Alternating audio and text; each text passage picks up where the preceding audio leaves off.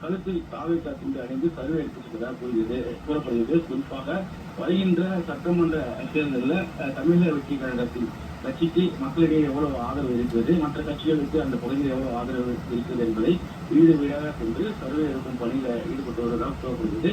அப்போது அங்கு திமுக வட்ட செயலாளர் கவியரசு என்பவர் அவர்களை தடுத்து நிறுத்தி காவல்துறையிடம் அனுமதி பெற்று அதன் செல்லுமாறு உங்களுக்கு அந்த உரிமை இல்லை என்று கூறி தடுத்து நிறுத்ததாகவும் மேலும் சில திமுகவை சேர்ந்த ஆதரவாளர்கள் வரவிருப்பதாக கூறப்படுகிறது. அங்கு அந்த பொறுப்பு மேற்பட்டோர் போலீசார் மீனே தாவேக்காவை அடித்து தாக்கி அவர்கள் எங்கிருந்து விரட்டியதாகவும் கூறப்படுகிறது.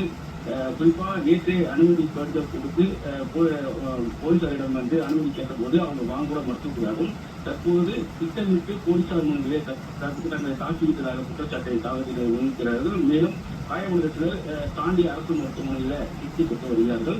இது குறித்து காவல் ஆணையர் அலுவலகத்திலே புகார் அளித்திருப்பதாகவும் தெரிவிக்கப்பட்டிருக்கிறது. காவல்துறையிடம் அனுமதி பெற்று சர்வே எடுக்குமாறு திமுக தடுத்து நிறுத்துவதோடு மட்டுமில்லாமல் காவல்துறை முன்னிலையிலே அவர்கள் மீது தாக்குதலும் நடத்தியிருக்கிறார்கள். இதில் காயமற்றவர்கள் சாலி அரசு மருத்துவமனையில்